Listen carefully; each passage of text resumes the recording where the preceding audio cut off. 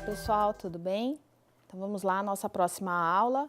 E hoje vamos continuar na semana falando de conceitos básicos de eletroquímica e hoje em especial a gente vai falar um pouquinho sobre a lei limite de Debye-Hückel.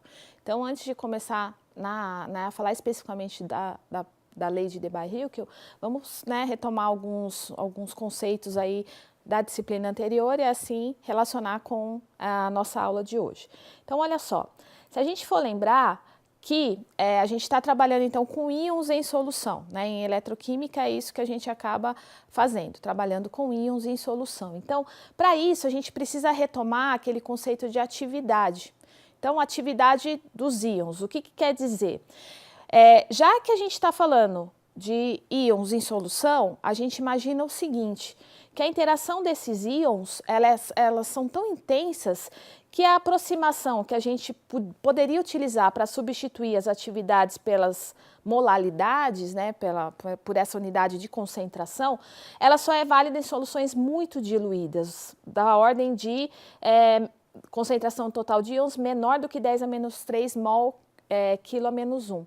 Então, como a gente essas interações elas acabam influenciando muito isso, então a gente não pode usar diretamente as unidades de molalidade, né, de concentração, que é o caso da molalidade. Então, a gente tem que usar quem? O conceito de atividade, tá? Então, que a gente viu um pouquinho na disciplina da Físico-Química 1.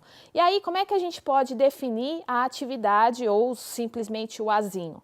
Seria a medida do potencial químico de uma solução ou uma medida real ou mais exata da concentração de uma solução. Então, é isso que a gente acaba fazendo devido a essas interações muito intensas entre os íons na solução, tá? Então, olha só, lembrando lá da nossa Físico-Química 1, que o potencial químico de um soluto em uma solução real, ele pode ser definido como μ é igual a μ0 mais RT ln da atividade, tá? E a relação entre atividade e molalidade, que a gente vai chamar de B, é a seguinte, ó, que a atividade é igual a gama vezes o B dividido por B0. Então, o que quer dizer esse gama? Esse gama a gente vai chamar de coeficiente de atividade, tá? E esse B0, ele é o estado padrão. Então, seria o quê? Seria uma solução hipotética de molalidade igual a 1 mol por quilo, tá? Então, essa seria a relação entre atividade e molalidade. E quando a gente tem uma solução, vamos imaginar agora uma solução tendendo para a idealidade, né? Então, em molalidades muito baixas, então o nosso coeficiente de atividade, ele tende também a zero. Então, a gente poderia enunciar exatamente essa relação, que o gama tende a zero e A vai tender a B sobre B0, quando B também tender a zero, tá? Então, essa é a nossa condição quando a gente considera uma solução como ideal, tá? É importante dizer que esse gama aqui, que é o nosso coeficiente de atividade, ele é bastante importante, por quê? Porque ele engloba todos os desvios da idealidade. Então, essas interações que a gente acaba, suscitando e levando em consideração quando a gente tem íons em solução, então, utilizando o gama, a gente acaba englobando todos esses desvios num só parâmetro. O potencial químico em termos de potencial na solução diluída com mesma molaridade, ou seja, uma solução diluída com mesma molaridade, a gente vai chamar o potencial dessa solução como potencial ideal, onde B é igual a B sobre B0, tá? Então, a gente poderia ter o seguinte, ó, que o μ, que é o potencial químico, é μ0 mais RT ln de B, mais RT ln de gama. Só que, na verdade, como a gente está considerando a solução como ideal, a gente pode simplificar como o potencial químico dessa solução vai ser o potencial químico da solução ideal mais RT ln de gama, que é o nosso coeficiente de atividade, aonde engloba todos esses desvios que a gente acabou mencionando anteriormente, tá? E aí, o coeficiente de atividade médio, como é que a gente pode, ainda tratar com ele? Vamos imaginar o seguinte, vamos imaginar que a gente tem uma solução de íons, então a gente tem um cátion e ânions, e aí a gente vai definir um μ+ para o cátion univalente, que a gente vai generalizar como M+, e um μ- para um ânion, também generalizando um X-. Então, a gente vai definir esses dois potenciais químicos, mais para o cátion e menos para o ânion. Então, olha só, a gente vai dizer que a energia de Gibbs total dos íons em uma solução neutra né, vai ser o quê? A soma das grandezas parciais molares. Então, tanto Mi para o cátion quanto Mi para o ânion. Então, olha só, a gente pode definir o seguinte, ó, que a energia de Gibbs aqui dessa solução, né, ideal, ela vai ser então a soma do potencial do cátion, considerando ideal, mais o potencial do ânion, considerando como ideal também, tá? Então, essa seria a nossa justificativa. E a solução real de M+ e X-, ou seja, de um cátion, onde a gente observa cátions do tipo M+ e ânions do tipo X-, então, ainda levando em consideração que as molaridades são iguais, tá? Então, a gente teria no final que a energia livre de Gibbs seria a energia livre de Gibbs da solução ideal mais RT, ln do coeficiente de atividade do cátion vezes o coeficiente de atividade do ânion, tá? Então, a gente poderia calcular a energia livre de Gibbs a partir dessa equação, dessa relação. E é, né, interessante de dizer que não dá para separar γ+ de γ-, né? Então, é aquela história, a gente não tem como ter só cátions numa solução ou só ânions. Então, o que a gente faz? A gente define esse coeficiente médio de atividade, tá? Que a gente vai chamar, que nada mais é do que a média geométrica dos coeficientes de cada íon. Então, esse coeficiente médio mais menos da atividade vai ser igual a quem? O coeficiente de atividade do cátion vezes o coeficiente de atividade do ânion elevado a meio, tá? Então, esse γ mais menos vai ser o nosso coeficiente médio de atividade.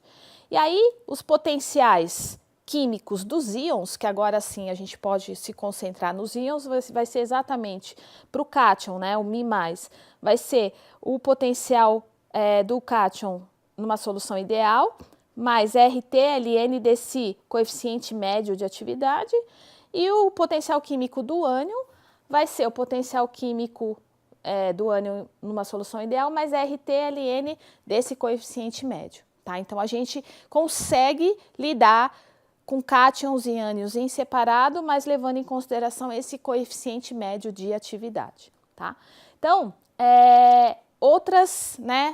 outros fatos que podem nos ajudar a chegar na conclusão final. Então, olha só, íons com cargas opostas se atraem mutuamente, né? A gente já sabe isso de longa data. E aí, o que acontece numa solução de íons, então? Se a solução é neutra como um todo, mas a gente pode verificar que nas vizinhanças de um dos íons, por exemplo, há um excesso de contraíons com cargas de sinais opostos, certo?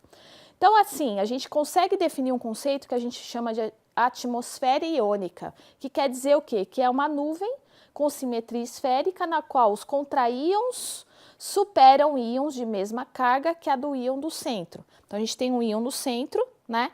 E aí tem os contraíons em volta. Então, esses contraíons conseguem superar íons de mesma carga que a do íon central, que tem carga líquida do mesmo valor com sinal oposto à do íon central, tá? Então, essa definição de atmosfera iônica nos ajuda a entender essas interações que a gente falou inicialmente, que são muito intensas em soluções contendo cátions e ânions, tá? Então, olha só, a gente vai definir que o potencial químico desse íon central, né, que está envolto aí pelos contraíons de cargas opostas, esse potencial químico, ele diminui devido à interação íon-atmosfera iônica, tá? E aí, a gente tem o quê? Que a estabilização desses íons ocorre devido à interação com a atmosfera. Então, olha só, parte da explicação, isso ajuda a entender, né, a explicar o uso de soluções diluídas nas quais a estabilização é baixa, levando à precipitação de íons em soluções de eletrólitos. Tá? Então, isso é uma das consequências da gente trabalhar com íons em solução. A gente tem essa influência dos íons, né, de cargas opostas, gerando essa atmosfera iônica no processo. E aí, de tudo isso, né, isso foi observado por dois pesquisadores, o Debye e o Hickel, em torno de 1923. Então, eles definiram o quê? A equação do coeficiente médio de atividade. Então, essa lei foi chamada Lei Limite de Debye e Hickel para soluções diluídas, porque é onde se viam maiores desvios, né? Como a gente, né, descreveu um pouquinho anteriormente, esse efeito das cargas, dos contraíons dessa atmosfera iônica envolvida. Então, Debye-Hückel, eles contribuíram para essa equação de coeficiente médio para soluções diluídas, tá? Que até o momento a gente não tratava com soluções diluídas. E aí, a definição é que esse coeficiente médio de atividade, né, vai ser dado como log de gama mais menos é igual a menos Z mais Z menos A I elevado a meio, tá? Onde A é uma constante, que é dada como 0,509 para soluções aquosas a 25 graus Celsius, e o I é o que a gente chama de força iônica, tá? E é um parâmetro adimensional. E como é que a gente pode calcular a força iônica? A força iônica nada mais é do que meio da somatória da ZI ao quadrado, BI sobre B0, tá? Então, a gente consegue calcular a força iônica das soluções. E soluções que a gente tem dois tipos de íons com molaridades diferentes, então se a gente tiver um íon positivo que tem uma molaridade B+, e um íon negativo que tem uma molaridade B-, como a gente calcularia essa força iônica? Então, a força iônica seria meio B mais Z mais ao quadrado mais B menos Z menos ao quadrado dividido por B0, tá? Então, usando essa equação, a gente consegue calcular a força iônica dessa solução diluída que foi definida pela lei limite de Debye-Hückel, tá? E aí existe ainda a lei limite de Debye-Hückel generalizada, né? A gente pode encontrar que é uma evolução. Então, quando é que a gente observa a aplicação dessa lei? Então, quando a força iônica da solução for elevado bastante para que a lei limite não seja cumprida. Então, se a gente tem uma solução que a força iônica é muito alta, né? Onde os íons ali, os íons positivos e negativos apresentam essa força iônica muito alta, então a gente precisa utilizar então o coeficiente médio de atividade, só que agora é definido pela lei limite a lei de Debye-Hückel generalizada para soluções moderadamente diluídas. Então, a gente, após vários experimentos, se verificou que a lei limite de Debye-Hückel, ela funcionava para determinados tipos de soluções muito diluídas. Mas à medida que essa lei foi aplicada em soluções moderadamente diluídas, se verificava um desvio da realidade.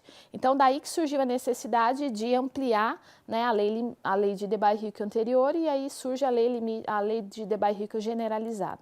E aí a gente vai ter que, como a gente calcula o coeficiente médio de atividade, utilizando a lei de Debye-Hückel generalizada, é o log de gama mais menos é igual a menos A, Z mais Z menos, I elevado a meio, 1 mais B, I elevado a meio. Tá? Onde a gente também tem, além do A, o B, que é uma outra constante adimensional, que nada mais é do que um parâmetro de ajuste para essas diferenças entre soluções, atividade dos íons em soluções diluídas e atividade dos íons em soluções moderadamente diluídas. Tá? Então, a gente precisa tomar cuidado, porque em se tratando de íons, a gente tem algumas especificidades do comportamento deles, tanto em soluções diluídas, quanto em soluções moderadamente diluídas. Tá?